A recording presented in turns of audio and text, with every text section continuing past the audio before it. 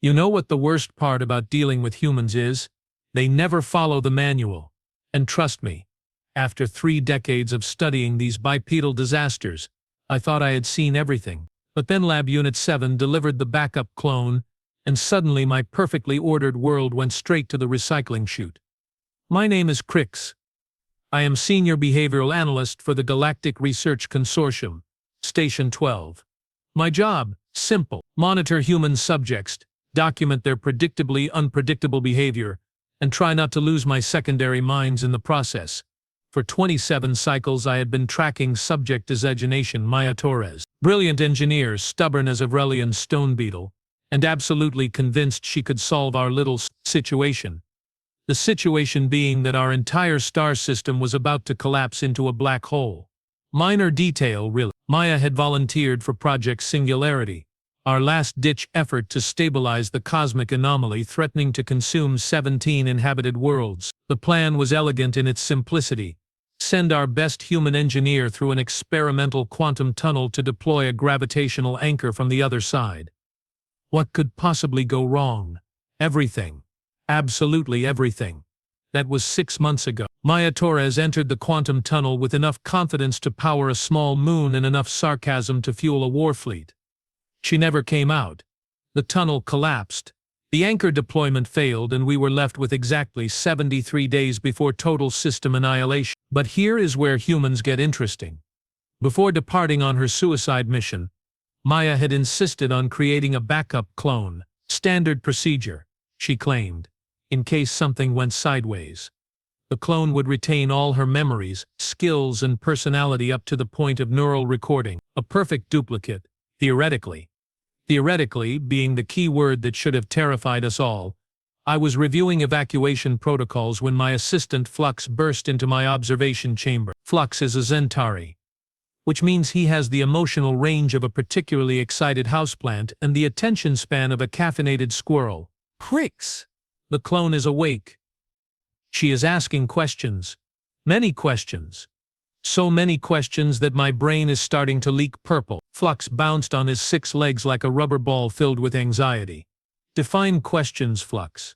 She wants to know why she is in a medical bay. She wants to know where Maya Torres is. She wants to know why everyone keeps staring at her like she is a ghost. She wants to know why I taste colors when she talks. That last one might be a personal problem.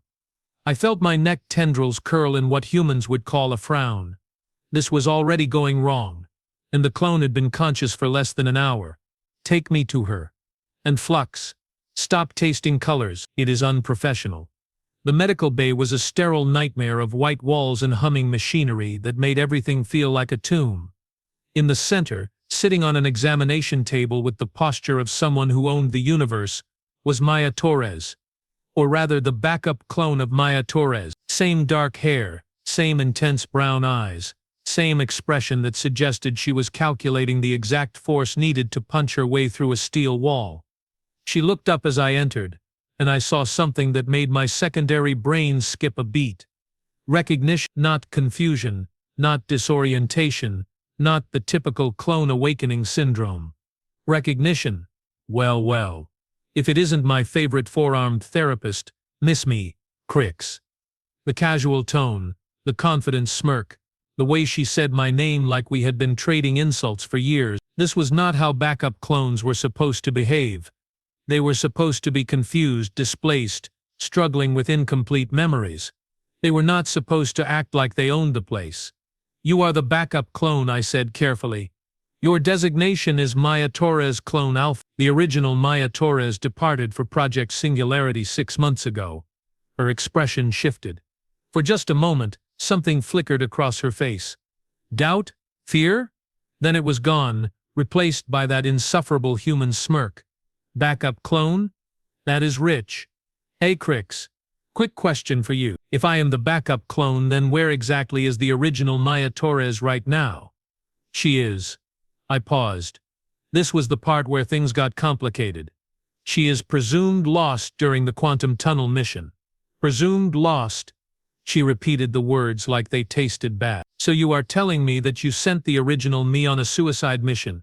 She disappeared, and now you want the backup copy to pick up where she left off. Do I have that right? The mission parameters were clearly explained to the original subject. She volunteered willingly for Project Singularity. Maya Clone Alpha slid off the examination table with fluid grace. Too fluid. Too confident. Backup clones were supposed to be awkward, uncertain about their motor functions for at least the first week. This one moved like she had been in that body her entire life. Right, of course she did. Because that sounds exactly like something I would do. She walked to the window overlooking the research station. Tell me, how long do we have before the black hole turns this entire system into cosmic soup? 73 days, 4 hours, 16 minutes. Cutting it close. And I suppose you expect me to finish what the original started. Fix your little gravity problem and save 17 worlds? That would be the optimal outcome. Yes. She laughed. Actually laughed. Not the nervous giggle of a confused clone, but the genuine amused laughter of someone who had just heard the punchline to a joke only she understood. Optimal outcome. You know what, Kreese? I like you. You have this wonderful way of making certain death sound like a minor inconvenience. She turned from the window and those brown eyes fixed on me with uncomfortable intensity. But here is the thing. I remember everything about Project Singularity, every calculation, every variable, every single reason why it was doomed to fail from the start. My neck tendrils went rigid. Explain. The quantum tunnel technology you are using is based on Corvani phase theory, right? Beautiful mathematics, elegant equations, absolutely useless for stable traversal. She was right. The Corvani equations were the foundation of our tunnel system. But how could a backup clone know about the theoretical flaws? That information had been classified above her clearance level. The problem is quantum decoherence at the exit point. The tunnel does not just transport matter, it fragments consciousness across multiple dimensional phases. The original Maya did not disappear. Corvax. She was scattered across 17 different quantum states. The medical bay fell silent except for the soft hum of life support systems. What she was describing was not just mission failure, it was existential horror. If Maya Torres had been conscious during quantum fragmentation, that is impossible. Our calculations showed successful transit probability at 87%.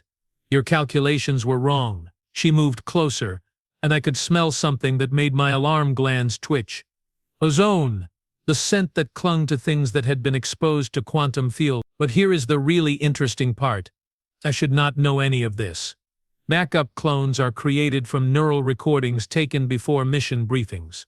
I should have no memory of the Corvani equations, no knowledge of quantum decoherence, no understanding of what really happened to the original. Then how do you know? Her smile was sharp enough to cut hull plating. Because I am not the backup clone. Corvax, I am Maya Torres, the original, and I have some very interesting stories to tell you about what happens when you get scattered across 17 dimensions. The medical bay seemed to spin around me. Impossible. The quantum tunnel had collapsed. The energy readings had shown complete system failure. There was no way for organic matter to survive that kind of dimensional fragmentation. Prove it. Gladly. She rolled up her left sleeve, revealing her forearm. At first glance, it looked perfectly normal. Human skin, slightly tanned. A small scar near her wrist from a childhood accident. Then she pressed her fingers against a specific point and the skin shifted. Patterns of light began to spread beneath the surface. Not tattoos, not implants, but actual luminescent networks running through her tissue like fiber optic cables. The patterns pulsed in rhythm with her heartbeat, and each pulse sent ripples of energy that made the air itself hum with potential. Dimensional scarring, she said casually, as if she were discussing the weather. Turns out when you get scattered across multiple quantum states and then somehow manage to reassemble yourself, you bring back a few souvenirs. Flux, who had been silent throughout this exchange, suddenly let out a high-pitched whistle that translated roughly to "Oh no, oh no, oh no." How, I managed to ask. That is where things get really fun. Maya pulled down her sleeve, hiding the impossible light. See, when I was stuck in the quantum matrix, I had plenty of time to think. 17 different versions of time, actually. And I realized something your scientists missed. Humans are not just flesh and blood crooks. We are pattern recognition systems wrapped in stubborn meat. She began pacing, her movements still too fluid. too confident for someone who should be dealing with massive temporal displacement. The quantum tunnel did not just fragment my body, it fragmented my consciousness across 17 different dimensional phases. But consciousness, it turns out, is just information, and information has a very annoying tendency to want to reassemble itself. That violates at least 12 fundamental laws of physics. Yeah, well, humans have never been great at following rules. Ask any of your behavioral reports. She had a point. Human unpredictability was legendary throughout the galaxy. But this was beyond unpredictable. This was impossible made manifest. So you somehow, what? Willed yourself back together, more or less. Think of it like this. Imagine you are a song being played on 17 different instruments, all slightly out of tune with each other. Most species would just accept the discord and fade into background noise. But humans, we are tone-deaf enough to think we can force all 17 instruments to play the same note. And that worked? Obviously. Here I am. She spread her arms wide, grinning like she had just pulled off the greatest magic trick in galactic history. Though I will admit, the process had side effects. Before I could ask what she meant by side effects, alarms began blaring throughout the medical bay. Emergency lights bathed everything in urgent red, and flux began bouncing in circles while making distressed clicking sounds. Hull breach in Section C. Hull breach in Section C. All personnel to emergency stations. The station's AI announcement echoed through the corridors. Maya did not look surprised. In fact, she looked like she had been expecting this. Right on schedule, she murmured. What do you mean on schedule? Remember those side effects I mentioned? Well, when you reassemble yourself from 17 different quantum states, you do not come back alone. You bring friends. The lights in the medical bay flickered, and for a moment I could swear I saw shadows moving independently of their sources. Shadows that seemed to be reaching toward Maya with something that looked disturbingly like recognition. Corvex, she said, her voice suddenly serious. I need you to listen very carefully.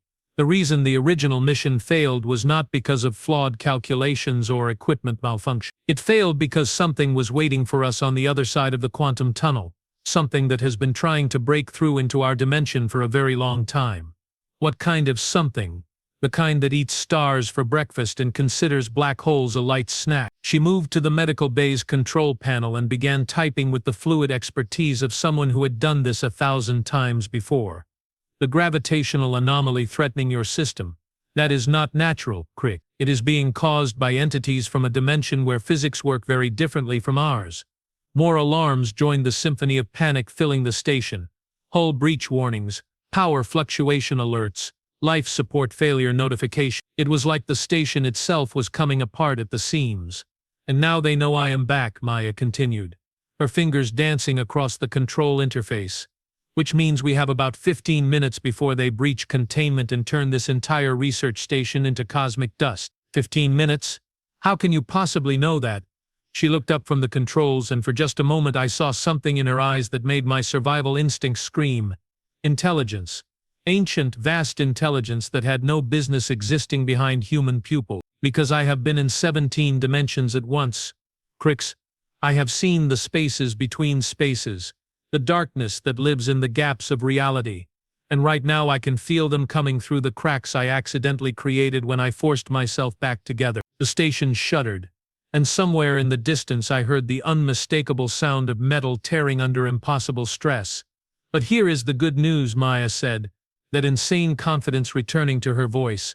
I also learned a few tricks while I was scattered across the multiverse, and these particular tricks are going to save your 17 worlds. Stop the black hole and probably give your physicist nightmares for the next 1,000 years. How? By doing something so fundamentally stupid that it just might work. She finished whatever she was typing and stepped back from the control panel. We are going to turn me into a living quantum anchor. That would kill you. Probably. But here is the thing about being scattered across 17 dimensions and reassembling yourself through sheer bloody-minded stubbornness.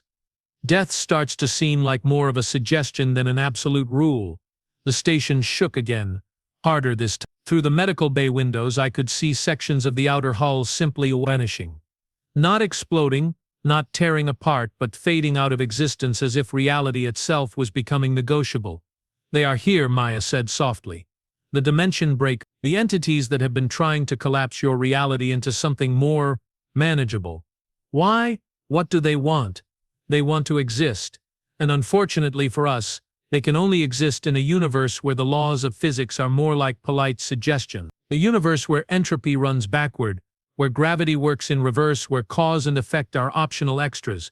And you can stop them. Maya Torres, the original, the impossible returnee, the woman who had somehow survived being scattered across 17 dimensions, looked at me with eyes that held the weight of cosmic responsibility and human determination in equal measure. Crooks, I am about to do something that will either save 17 worlds or create a quantum paradox so powerful it turns the entire galaxy inside out. She paused and that familiar smirk returned. Want to help me find out which one? Before I could answer, the lights went out completely, and in the darkness I heard something that made every alarm gland in my body activate at once. Laughter. Not human laughter, but something vast and hungry and utterly alien echoing from the spaces between dimensions. Maya Torres was right about one thing. The next 15 minutes were going to be very interesting indeed. Flux, I called out in the darkness. Activate emergency protocols, and send a message to the evacuation fleet. What should the message say? Flux's voice was barely a whisper. Tell them to stay exactly where they are. We are about to attempt something that has never been tried before. What are we attempting? I looked toward where Maya Torres stood in the darkness, her form outlined by the strange dimensional light emanating from beneath her skin. We are going to let a human be human. May the cosmos have mercy on us all. The emergency lighting kicked in just as something that definitely should not exist began materializing in the corner of the medical bay. It looked like a geometric impossibility had decided to take up residence in our dimension. All angles that hurt to look at and surfaces that seemed to exist in too many directions at once. Well, that is new, Maya said, studying the entity with the casual interest of someone examining an interesting bug. Usually they start with the subtle approach. Guess they are running out of patience. Flux had wrapped all 6 of his legs around a support beam and was making a sound like a broken air recycler. I could not blame him. The thing in the corner was growing larger, and with each pulse of its expansion, the laws of physics in the immediate area became more like gentle suggestion. What exactly is that? I asked, trying to keep my voice steady while my survival instincts screamed at me to run in 17 different directions. Dimensional scout. Think of it as a really unfriendly surveyor, checking to see if our reality is suitable for conquest. Maya moved to another control panel, her fingers flying over interfaces she should not have known how to operate. The good news is that it cannot fully manifest in our dimension without causing massive reality distortions. And the bad news is that massive reality distortions are exactly what they want to cause. The scout entity pulsed again, and I watched in horror as a section of the medical bay wall simply forgot how to be solid. Not melted, not destroyed, just temporarily convinced that being a barrier was optional.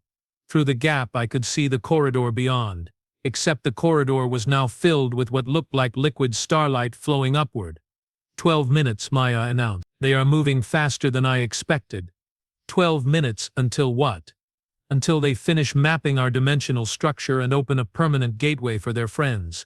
And trust me, Crix, you do not want to meet their friend. She activated something on the control panel, and suddenly every screen in the medical bay lit up with data streams that made my brain hurt to look at. Quantum equations scrolled past faster than any organic mind could process, interwoven with energy readings that suggested Maya was doing something that would probably violate several galactic treaties. What are you doing? Phase 1 of Operation Stupidly Brilliant. Her hands moved across the controls with inhuman precision. I am mapping the quantum resonance frequency of every major gravitational body in this system. For what purpose? So I can turn myself into a living tuning fork that harmonizes with all of them simultaneously. Flux made a sound that roughly translated to "Why are humans like this?" I was beginning to wonder the same thing. The dimensional scout had grown large enough to occupy most of the corner, and now I could see more entities gathering behind it, pressing against the barriers between dimensions like hungry predators sensing weakness. Their forms shifted constantly. Geometry that refused to stay in one configuration. Intelligence that felt vast and cold and utterly incompatible with organic life. Maya, I said carefully. When you say living tuning fork, you mean that metaphorically, right? Not even a little bit. She turned from the controls, and the dimensional scarring beneath her skin was now glowing bright enough to illuminate the entire medical bay. Remember how I told you consciousness is just information? Well, information can be encoded into quantum field, and quantum fields can be synchronized with gravitational waves. That would require you to exist in multiple dimensional states simultaneously. Been there, done that, got the interdimensional scars to prove it. She walked toward the dimensional scout, which seemed to recoil from her approach. The trick is not fighting the quantum fragmentation this time. The trick is controlling it. Maya, wait. If you miscalculate, you could destabilize the entire station. If I do not try this, the entire system gets eaten by entities from a dimension where mathematics work backwards. I think a little station instability is an acceptable risk. She stopped directly in front of the scout entity, and I watched in fascination and terror as the patterns of light beneath her skin began to pulse in complex rhythms. The scout responded by trying to retreat back through its dimensional breach, but Maya somehow followed it. Not physically, her body remained in the medical bay, but I could see ghostly outlines of her form extending through dimensional space, tracking the scout entity as it fled toward whatever plane of existence it had come from. Phase 2, she announced, her voice now carrying strange harmonics that seemed to come from several directions at once. Establishing quantum entanglement with the dimensional breach, the air around her began to shimmer, and I realized that Maya Torres was no longer entirely present in our dimension. Parts of her existed here in the medical bay, but other parts were extending through levels of reality that my three-dimensional brain could not properly comprehend. Maya, you are destabilizing. No, I am synchronizing. She spread her arms wide and the dimensional scarring erupted into full visibility. Lines of light traced geometric patterns across her skin, patterns that matched the quantum equations scrolling across the medical bay screen. I can see it? Crix? The dimensional matrix that holds our reality together. More scouts began emerging through the breach, but now something strange was happening. As they tried to manifest in our dimension, they encountered Maya's expanding quantum field, and instead of destabilizing our reality, they began to destabilize themselves. It is working, I whispered. Of course it is working. I told you. Humans do not follow the manual. Her voice was becoming increasingly layered, as if multiple versions of her were speaking in harmony. Phase 3, extending the quantum field to encompass the entire gravitational anomaly. The black hole is 17 light-minutes away. Distance is just another variable in the equation. And I am really, really good at math. The patterns of light beneath her skin suddenly exploded outward, filling the medical bay with cascades of luminescent energy that should have been lethal to any organic life form. Instead, they felt warm, comfort-like being wrapped in a blanket made of condensed possibility. Through the breach, I could see the dimensional entities retreating, their forms becoming increasingly unstable as Maya's quantum field expanded to encompass larger and larger volumes of space. But more importantly, I could feel something else changing. The constant background vibration that had plagued the station for months, the subtle wrongness that indicated our reality was being slowly torn apart, was fading. 8 minutes to full resonance, Maya announced. Crix, I need you to do something for me. What? Contact the evacuation fleet. Tell them to prepare for some very interesting sensor readings. What kind of readings? The kind that suggest the laws of physics just got a very human upgrade. He activated my communicator with trembling hands. Fleet command. This is Station 12. Prepare for unusual quantum phenomena. Define unusual, Station 12. I looked at Maya, who was now glowing like a small star and somehow existing in 17 dimensions simultaneously while also being completely present in the medical bay. The kind that require updating the physics textbooks. Maya laughed, and the sound resonated through dimensional space with enough force to shatter the remaining scout entities like glass. Phase 4, quantum entanglement with target anomaly. This is the fun part. Fun for whom? Fun for me. Terrifying for everyone else. Sorry about that. The dimensional breach began collapsing as Maya's quantum field expanded beyond the confines of the station. Through the sensors I could see energy readings that made no sense according to any known science. Maya Torres was somehow extending her consciousness across 17 light-minutes of space, reaching toward the black hole that threatened to devour our entire system. Contact established, she said, her voice now echoing from everywhere and nowhere. Oh, oh, that is not good. What is not good? The black hole is not natural. I was right about that part, but it is not being created by dimensional entities either. Then what is creating it? Maya was silent for a long moment, her form flickering between solid and translucent as she processed information from across the system. It is a weapon, Crix. A weapon left behind by the previous owners of this galaxy. My neck tendrils went completely rigid. Previous owner, the species that lived here before any of our civilizations evolved. They built the black hole as a security system, a way to sterilize the galaxy if it ever became infected by something they considered dangerous. Infected by what? Consciousness. Free will. The ability to think outside predetermined parameters. Her voice carried a note of grim amusement. They built a galaxy killer to prevent the evolution of species like all of us. The implications hit me like a cargo hauler to every sentient species in the galaxy, every civilization that had ever developed beyond basic tool use, was exactly the kind of infection this ancient weapon was designed to eliminate. But the weapon has been dormant for millions of years. What triggered it? Maya's form solidified slightly, and I could see genuine regret in her expression. When I first went through the quantum tunnel, my consciousness touched the activation matrix. The weapon detected organized thought patterns and began the sterilization sequence. So this is all your fault? Pretty much, yeah. Sorry about that. Flux made a sound like a deflating balloon. I wanted to join him. But here is the good news, Maya continued. The weapon was designed to eliminate primitive consciousness. It was not designed to handle consciousness that exists in 17 dimensions simultaneously, while maintaining quantum entanglement with every major gravitational body in the system. Meaning? Meaning I can turn it off, but I have to do it from the inside. The patterns of light beneath her skin suddenly intensified, and I realized what she was planning. You are going to quantum tunnel directly into the black hole, not into it, through it, to the control matrix at its core. She turned to look at me, and for a moment she was completely solid, completely present, completely human. Korvax, I need you to understand something. This is going to work.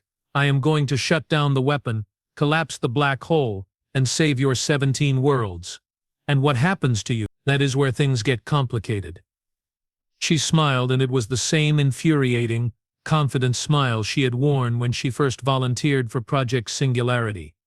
See, consciousness that exists in 17 dimensions simultaneously tends to become something more than human. Something that can exist between the spaces of reality, in the gaps where physics goes to take coffee breaks. You will not be human anymore. I will be something better, something that can keep watch, make sure this kind of thing never happens again. Her form began to fade as she prepared for the final phase of her impossible plan. Tell them, Crix. Tell all the species of the galaxy that they are safe now. Tell them that a human made sure of it. Maya, wait. But she was already gone. Her consciousness streaming across space toward the black hole at the heart of our system. Through the sensors, I watched as energy readings spiked beyond anything our instruments could measure. The black hole, which had been steadily growing for months, suddenly stopped expanding. Then, impossibly, it began to shrink. Fleet Command, this is Station 12. I said into my communicator. The gravitational anomaly is resolving. How is that possible? I looked at the readings streaming across the medical bay screens. Energy patterns that defied explanation, quantum fluctuations that suggested reality itself was being gently rearranged by someone who understood the underlying code. A human happened. Over the next several hours, we watched as the black hole collapsed in on itself with mathematical precision. Not the violent implosion that physics predicted, but a careful, controlled dissolution that released its accumulated energy harmlessly into the cosmic background radiation. The weapon that had threatened to sterilize the galaxy was being systematically dismantled by a consciousness that refused to acknowledge the impossibility of what it was doing. When it was over, when the last traces of the artificial black hole had faded into harmless infrared radiation, the sensors detected a single quantum signature floating in the space where cosmic destruction had threatened just hours before. Maya? I whispered. Still here, Crix. Just distributed a bit more than usual. Her voice came from everywhere and nowhere, carried by quantum fluctuations that somehow encoded human speech patterns. Are you alive? Define alive. I exist. I think I remember what it was like to be human. But I also exist in 17 dimensions simultaneously. I can perceive the quantum structure of reality, and I seem to have developed the ability to edit the laws of physics when they become inconvenient. So what happens now? Now! I keep watching. I make sure no other ancient weapons decide to wake up and threaten innocent civilizations. I maintain the dimensional barriers that keep entities from universe next door from treating our reality like an all-you-can-eat buffet. There was a pause, filled with the gentle hum of quantum fields adjusting themselves. And I try to remember what it felt like to be completely human. Do you miss it? Being human? Every quantum fluctuation of every nanosecond. But someone has to do this job. Someone has to stand guard between what is and what wants to be. And humans, well, we have always been good at standing guard. Flux had finally unwrapped himself from the support beam and was cautiously approaching the spot where Maya had vanished. Will we ever see you again? You are seeing me right now. I am in the quantum foam, in the spaces between atoms, in the mathematical relationships that hold reality together. I am everywhere and nowhere, human and more than human. Her laughter echoed through dimensions that had no name. Besides, knowing humans, someone else will probably do something spectacularly stupid that requires cosmic intervention. When that happens, I will be there. Maya, I said carefully. There is something I need to tell you about the backup clone. What about her? She was never activated. The clone is still in stasis, with all your memories intact up to the point of neural recording. There was a long silence, filled only by the gentle whisper of cosmic background radiation. You mean there is still a version of me that gets to be completely human? Yes. Wake her up. Are you certain? She will have to live with the knowledge of what you became. She will also get to live, period. Let her have a normal human life, Crix. Let her fall in love, make mistakes, eat terrible food, argue about meaningless things. Let her be beautifully, stubbornly, impossibly human. And what should we tell her about you? Tell her that her original copy became something that watches over the galaxy. Tell her that she has the most important job in the universe, being human in a cosmos that desperately needs humans to be human. As the hours passed and the evacuation fleet confirmed that the gravitational threat had been completely neutralized, I found myself thinking about human unpredictability. For 3 decades I had studied these impossible bipedal disasters, trying to understand how they could be so brilliant and so reckless simultaneously. Now I knew, humans do not follow the manual because they are too busy writing new manuals. They do not accept the impossible because they are too stubborn to acknowledge that impossible means anything more than temporarily inconvenient. Maya Torres had been scattered across 17 dimensions and willed herself back together through pure determination. It transformed herself into a living quantum anchor to stop entities from a hostile dimension. She had turned off a galaxy-destroying weapon by existing in the spaces between reality, and she had done it all while maintaining enough humanity to worry about the backup clone getting a chance at a normal life. 3 days later, Maya Torres' clone Alpha wakened in the medical bay. She sat up, looked around with curious brown eyes, and asked the question that would define her existence. So, how badly did the original me mess things up this time? I found myself smiling, which is a disturbing expression on a 4-armed alien face. She saved the galaxy. Of course she did. That sounds exactly like something I would do. Clone Alpha slid off the examination table with perfect human grace. Well, I suppose someone has to clean up the paperwork. And that, I realized, was the most human response possible. Faced with the knowledge that her original had become a cosmic guardian watching over 17 worlds, Maya Torres' clone Alpha was worried about administrative responsibilities. As I watched her walk to the window overlooking the research station, I understood something fundamental about humans that all my decades of study had missed. They are not unpredictable because they are chaotic. They are unpredictable because they are genuinely creative, capable of finding solutions that no other species would even consider attempting. The backup clone was not a copy of Maya Torres. She was a continuation of the human story, ready to write new chapters filled with the same brilliant stubbornness that had just saved our galaxy. And somewhere in the quantum foam, distributed across 17 dimensions but still recognizably human, the original Maya Torres was laughing at the cosmic joke of it all. Humans. They never follow the manual. Thank the cosmos for that.